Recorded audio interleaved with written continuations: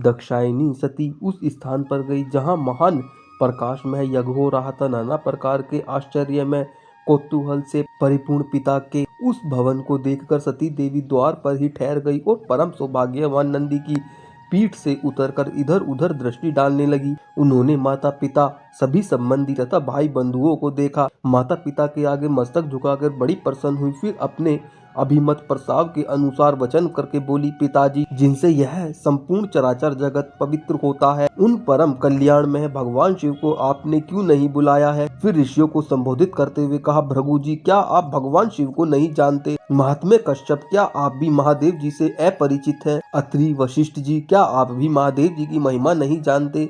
इंद्र, इस समय तुम्हारा क्या कर्तव्य है? भगवान विष्णु, आप तो परमेश्वर महादेव जी को अच्छी तरह से जानते हैं। ब्रह्मा जी, क्या आपको महादेव जी के पराक्रम का ज्ञान नहीं है? सती की यह बात सुनकर दक्ष ने कुपित होकर कहा, भद्रे, तुम्हारे बहुत बातें बनाने से क्या होगा? इस समय यहाँ तुम्हारी कोई आवश्यकता नहीं है। या तो ठहरो या फिर चली जाओ।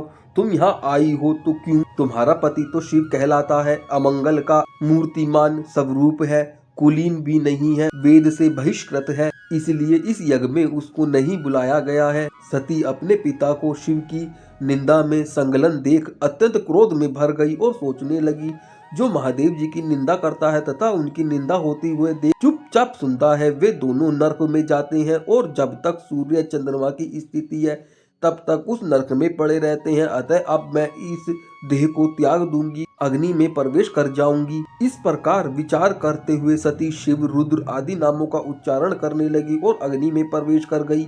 यह देख उसके साथ आए हुए समस्त शिवगण हाहाकार मचाने लगे। ऋषि, इंद्र आदि देवता, मरुण गण, विश्वदेव सहमे से हो गए।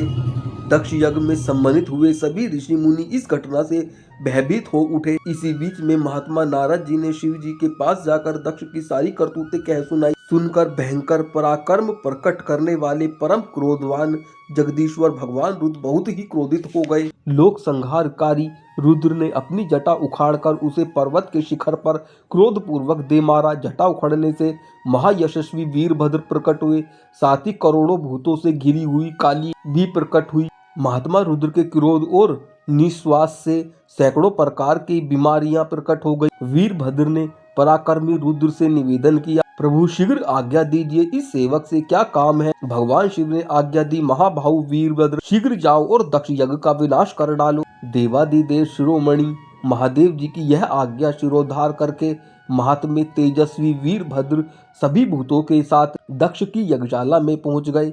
उनके साथ काली देवी भी थी। उसी समय दक्ष के यहाँ सहसा अपशगुन प्रकट होने लगे। धूल और कंकड़ों से भरी हुई वायु चलने लगी, मेघ रक्त की वर्षा करने लगे, संपूर्ण दिशाओं में अंधकार छा गया, पृथ्वी पर उल्कापात होने लगे। इस प्रकार के अनिष्ट उत्पात वहां देवता आदियों को दिखाई देने लगे। दक्ष को भी बड़ा भय हुआ। वे भगवान विष्णु की शरण में गए और विनय पूर्वक कहने लगे, महाविष्णु, आप हमारे परम गुरु हैं, रक्षा कीजिए, रक्षा कीजिए, आप ही यज्ञ हैं, इस महान भय से मुझे मुक्त कीजिए। दक्ष के इस प्रकार प्रार्थना करने पर भगवान मधुसूदन ने कहा, दक्ष, इसमें कोई संदेह नहीं है कि मुझे तुम्हारी रक्षा करनी चाहिए, किंतु तुमने धर्म को जानते हुए भी महेश्वर की अवहेलना की है। इसमें संदेह नहीं है कि मुझे तुम्हारी रक्षा करनी चाहिए, किंतु तुमने धर्म को जानते हुए भी महेश्वर की अवहेलना की है। महेश्वर की अवहेलना से तुम्हारा सब कुछ निष्फल हो जाएगा। जहाँ अपूज्य व्यक्तियों का पूजन होता है तथा पूज्य महात्माओं की पूजा नहीं होती, वहाँ 3 संकट अवश्य प्राप्त होते हैं, दुर्भिक्ष, मृत्यु तथा भय। इसलिए सब प्रकार के यत्न करके भगवान शंकर को मनाना चाहिए। तुम्हारे यज्ञ में महेश्वर का सम्मान नहीं किया गया है, इसी कारण यह महान भय उपस्थित हुआ है। इस समय तो हम सब लोग मिलकर भी इस भय का निवारण करने में असमर्थ हैं। यह सब तुम्हारी दुर्नीति के कारण हो रहा है। भगवान विष्णु का यह वचन सुन दक्ष चिंतित हो उठे, उनका मुंह सूख गया। इतने में ही अपनी सेना से घिरे हुए महातेजस्वी वीरभद्र पहुंच गए। उनके साथ माता काली, कात्यायनी, ईशानी, चामुंडा, मर्दनी, भद्रकाली, भद्रा, वैष्णवी, ये नव दुर्गा तथा भूतों का महान समुदाय भी था। डंकनी, शंकनी, भूत, कुष्मांड, वटुक, ब्रह्म राक्षस, भैरव, क्षेत्रपाल, राक्षस, यश, विनायक तथा 64 योगिनियों का मंडल, ये सब उस महान प्रकाशमय यज्ञ मंडप में सहसा प्रकट हो गया। भगवान शंकर के उन पार्षदों ने देवताओं के साथ युद्ध प्रारंभ कर दिया। लोकपालों सहित देवताओं ने भी शिव गणों पर सहस्त्र अस्त्रों से प्रहार शुरू कर दिया। यद्यपि वे लाखों की संख्या में थे, यद्यपि इंद्र उस समय देवताओं की विजय और यजमान के संतोष के लिए महर्षि भृगु ने शिव गणों के प्रति उच्चाटन का प्रयोग किया था। अपने सैनिकों की पराजय देख वीरभद्र बड़ा क्रोधित हुए। उन्होंने भूत प्रेत पिशाचों को पीछे कर दिया और स्वयं आगे आ गए। महाबली वीरभद्र ने एक क्षण में त्रिशूल हाथ में लेकर देवता, यक्ष, पिशाचों, गुराहों, राक्षसों को भी उस युद्ध में मार गिराया। समस्त शिवगणों ने शूल के आघात से देवताओं को गहरी चोट दी। फिर तो संपूर्ण देवता पराजित होकर भाग। सबने एक दूसरे को छोड़कर स्वर्ग की ओर राह ली। केवल इंद्र आदि लोकपाल ही विजय के लिए उत्सुक होकर वहां खड़े रह गए। वे बार बार बृहस्पति जी से पूछते, गुरुदेव हमारी विजय कैसे होगी? तब बृहस्पति जी ने कहा, भगवान विष्णु ने जो बात बहुत पहले कह दी थी वह असत्य हो रही है। यदि फल रूप में परिणत हुई कर्म का विनायक कोई ईश्वर है तो वह भी कर्ता का ही आश्रय लेता है, तो कर्ता नहीं है उस पर वह अपना प्रभुत्व नहीं प्रकट करता।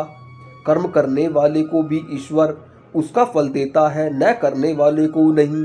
वह ईश्वर केवल अन्य भक्ति से जानने योग्य है। परम शांति और संतोष से भगवान सदाशिव के स्वरूप को जाना जा सकता है। उन्हीं से यह संपूर्ण सुख दुख जगत जन्म और जीवन धारण करता है। इस समय तुम्हारी विजय का कोई उपाय दिखाई ही नहीं दे रहा है। इंद्र, तुम मूर्खता के कारण इन लोकपालों के साथ आ तो गए हो, बताओ तो इस समय अब तुम क्या करोगे? ये परम सौभाग्य गण भगवान शंकर के गण हैं, वे ही इनके सहायक हैं। ये महाभाग कुपित होने पर संहार प्रारंभ करते हैं, तब किसी को नहीं छोड़ते। बृहस्पति जी का यह वचन सुन वे संपूर्ण देवता, लोकपाल तथा इंद्र भी चिंता में डूब गए। तदंतर शिव गणों से घिरे हुए वीरभद्र ने कहा, तुम सब देवता मूर्खता के कारण यहाँ भेंट लेने के लिए आ गए हो। मेरे निकट आ जाओ, मैं तुम्हें भेंट देता हूँ।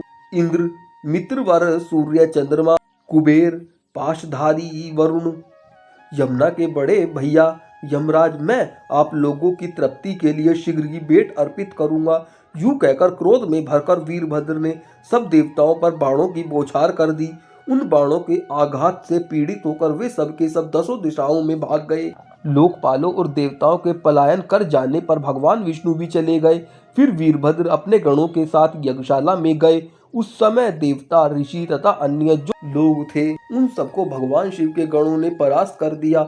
महर्षि भृगु को धरती पर पटक कर उनकी दाढ़ी और मूछें नोच ली। पूषा ने दांत दिखाकर हंसी उड़ाई थी, अतः शिव गणों ने उसके सारे दांत उखाड़ दिए। अग्नि पत्नी स्वधा और स्वाहा को भी अपमानित किया। क्रोध में भरकर उन्होंने और भी ऐसे बर्ताव किए जो वाणी द्वारा कहे नहीं जा सकते। दक्ष महान भय के कारण अंतवेदी में छिपे हुए थे। इस बात का पता लगने पर रोष में भरे हुए वीरभद्र उन्हें पकड़ लाए और उनका जबड़ा पकड़कर सिर के ऊपर तलवार से चोट कर दी। फिर दक्ष के कटे हुए सिर को उन्होंने तुरंत ही यज्ञ कुंड में डाल दिया। उस यज्ञशाला में दूसरे दूसरे जो देवता, पितर, ऋषि, यश और राक्षस रह रहे थे वे सब शिव गणों के उपद्रव से भयभीत होकर भाग गए। चंद्रमा, आदित्य गण, ग्रह मंडल, नक्षत्र और सारे तारे, इन सबको शिव गणों ने भगा दिया। ब्रह्मा जी अपने पुत्र दक्ष के शोक से पीड़ित होकर सत्य लोक को चले गए और वहां स्वयं ही विचार करने लगे कि अब मुझे क्या करना चाहिए। इस अपमान के कारण ब्रह्मा जी को शांति नहीं मिली। यह सब कुछ उस दक्ष की पाप का ही फल था। यह जानकर पितामह ने कैलाश पर्वत पर जाने का निश्चय कर लिया। महातेजस्वी ब्रह्मा जी हंस पर बैठकर सब देवताओं के साथ पर्वत श्रेष्ठ कैलाश पर जा पहुंचे। वहां उन्होंने नंदी के साथ एकांत में बैठे हुए भगवान सदाशिव का दर्शन किया। उनके मस्तक पर जटाजूट शोभा पा रहा था। भगवान शंकर को देखकर ब्रह्मा जी दंड की भांति पृथ्वी पर लेट गए। अपना अपराध क्षमा करने के लिए अपने चारों मुकुट से भगवान शिव के चरण वंदनों का स्पर्श करते हुए उनकी स्तुति करने लगे। ब्रह्मा जी बोले, शांत स्वरूप, सर्वव्यापक, पर ब्रह्म स्वरूप परमात्मा भगवान रुद्र को नमस्कार है। मस्तक पर जटाजूट धारण करने वाले महान ज्योतिमय परमेश्वर को नमस्कार है। भगवान आप जगत की सृष्टि करने वाले प्रजापतियों के भी पालक हैं। आप ही सबके पिता हैं। आप ही रुद्र हैं, महान नीलकंठ और वेदा है। आपको नमस्कार है। यह संपूर्ण विश्व आपका स्वरूप है। आप ही इसके बीज हैं। इस जगत को आनंद की प्राप्ति कराने वाले भी आप हैं। आपको नमस्कार है। आप ही ओमकार है। इस संपूर्ण आयोजकों के प्रियवर्तक आप ही हैं। यज्ञ यमराज और यज्ञ परिवर्तक भी आप ही हैं। प्रभु देवेश्वर, यज्ञ प्रवर्तक होकर भी आपने इस यज्ञ का विनाश कैसे किया? महादेव, आप ब्राह्मणों के हितैषी हैं, तो भी आपके द्वारा दक्ष का वध कैसे हुआ? रुद्र, आप तो गोवों और ब्राह्मणों के प्रतिपालक हैं, संपूर्ण प्राणियों को शरण देने वाले हैं। रक्षा कीजिए, रक्षा कीजिए, रक्षा कीजिए महादेव। श्री महादेव जी ने कहा, पितामह सावधान होकर मेरी बात सुनो। दक्ष अपने ही कर्मों से मारा गया है, इसमें तनिक भी संदेह नहीं है। इसलिए किसी को भी कदापि ऐसा कर्म नहीं करना चाहिए जो दूसरे को कलेश पहुंचाने वाला हो। जो दूसरों को कष्ट देने वाला कर्म किया जाता है वह एक दिन अपने ही ऊपर आ पड़ता है। यूं कहकर भगवान शंकर उस समय ब्रह्मा आदि देवताओं के साथ कनकल तीर्थ में गए, जहाँ प्रजापति दक्ष का यज्ञ मंडप था। उन्होंने वीरभद्र के द्वारा जो कुछ किया गया था वह सब देखा। स्वाहा स्वधा पूषा बुद्धिमानों में श्रेष्ठ भृगु, अन्य ऋषि, समस्त पितृ, यश, राक्षस, गंधर्व और किन्नर जो भी वहाँ जिस अवस्था में पड़े थे सबको भगवान शिव ने देखा। किसी के अंग भंग अलग हो गए थे, किसी की दाढ़ी और मूछ नोच ली गई थी तथा कुछ रणभूमि में मरे पड़े थे। भगवान शिव को आया देख वीरभद्र ने समस्त गणों के साथ उनके चरणों में दंडवत प्रणाम किया और वे सामने हाथ जोड़कर खड़े हो गए। महाबली वीरभद्र को अपने आगे खड़ा देख महादेव जी हंसते हुए कहा, वीरवर, यह तुमने क्या किया? दक्ष को शीघ्र यहाँ ले आओ। उसने ऐसा यज्ञ किया और उसका वैसा ही फल उसे प्राप्त हुआ है। शंकर जी के यूं कहने पर वीरभद्र ने बड़ी उतावली के साथ दक्ष का धड़ लाकर उनके सामने कर दिया।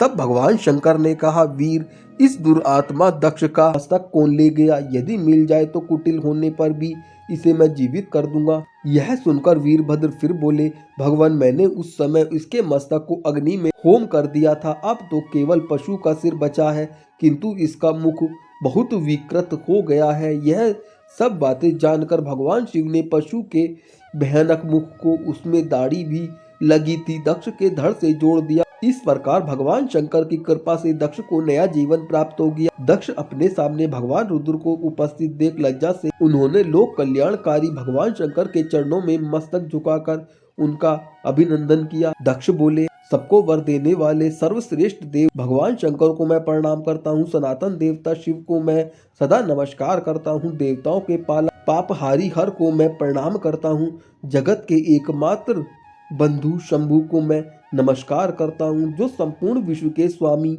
विश्वरूप, सनातन ब्रह्मा और स्वरूप है, उन भगवान शंकर को मैं शीश झुकाता हूँ। अपनी भक्ति से प्राप्त होने योग्य सर्वरूप भगवान शिव को मैं प्रणाम करता हूँ। जो वरदायक है, वर स्वरूप है और वरण करने योग्य है, उन शिव को मैं मस्तक झुकाकर प्रणाम करता हूँ। दक्ष के इस प्रकार स्तुति करने पर भगवान शंकर ने कहा, दक्ष, समस्त ज्ञानी पुरुष मुझे विशेष प्रिय हैं, इसमें तनिक भी संदेह नहीं है। जो ज्ञान के बिना मुझे पाने का यत्न करते हैं वे अज्ञानी हैं। तुम केवल यज्ञ आदि कर्म के द्वारा संसार सागर के पार करना चाहते हो, परंतु कर्म आसक्त हुए मूढ़ पुरुष वेद, यज्ञ, दान और तपस्या से भी मुझे कभी प्राप्त नहीं कर सकते। अतः एवं तुम अंतकरण को एकाग्र करके ज्ञान निष्ठ होकर कर्म करो। सुख और दुख में समान भाव रखकर सदा प्रसन्न रहो। तदंतर शिव को वहीं कनखल तीर्थ में रहने का आदेश देकर भगवान शिव अपने निवास स्थान कैलाश पर चले गए। फिर ब्रह्मा जी ने भृगु आदि समस्त महर्षियों को आश्वासन तथा बोध प्रदान किया। वे समस्त ऋषि मुनि ज्ञानी हो गए। इसके बाद पितामह ब्रह्मा जी अपने धाम को चले गए तथा प्रजापति दक्ष को भगवान शंकर के उपदेश से उत्तम ज्ञान की प्राप्ति हुई। वे शिव के ध्यान में तत्पर होकर तपस्या करने लगे। इसलिए सर्वतः यत्न करके सबको भगवान शिव की आराधना करनी चाहिए।